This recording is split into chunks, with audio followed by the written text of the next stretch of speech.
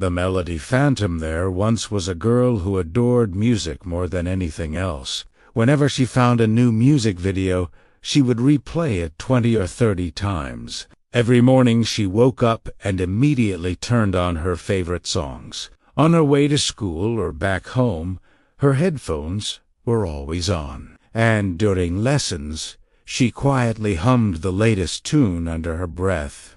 When her cousin enrolled in a music academy, the girl suddenly decided she wanted the same. She imagined herself becoming a famous musician, a singer, a songwriter, a creator of hit after hit. After weeks of begging, her parents finally agreed to sign her up for classes. But the school wasn't what she expected. Instead of applause and creativity, there were endless exercises, scales, and music theory. She stared at her teachers and thought, they studied for years in conservatories.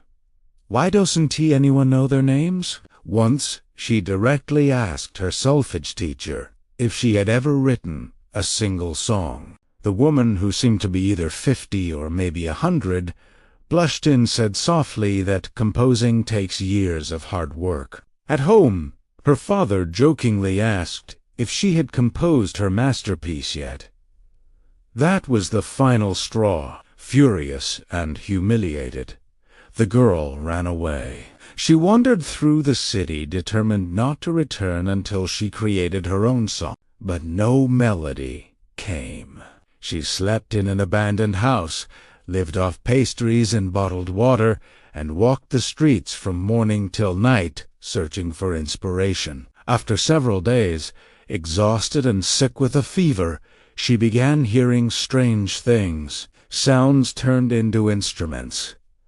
The thud of construction became drums. A stranger's voice saying 37 coins, repeated like a chorus. A shop door creak became a violin, and a distant tram sounded like a guitar. Even the splash from a car driving through a puddle felt like applause. She wandered through the city, collecting these noises, forming them into what she believed was her hit song.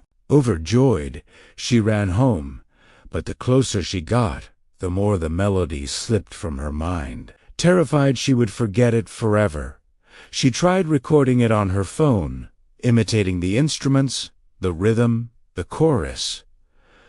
But it all sounded wrong. Then a message appeared from her cousin. I know where you can record your song. Midnight. At Silent Hollow Cemetery.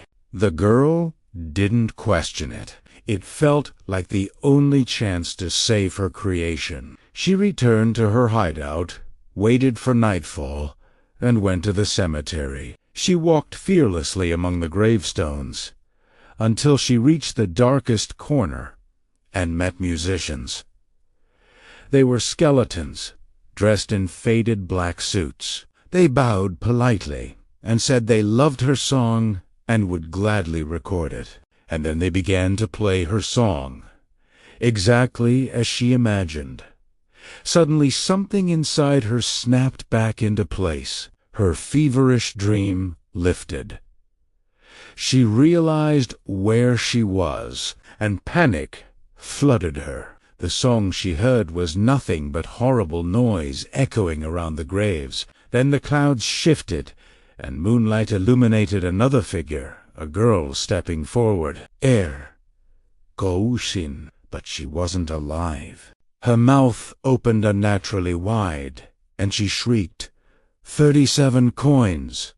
37 coins! The scream stabbed through the girl's chest. She collapsed onto a freshly dug grave. Through the haze, she saw the photograph on the tombstone, her cousin, and the date of death. That very day. The girl understood too late. Her cousin had also been lured by the melody phantom, and now it had come for her.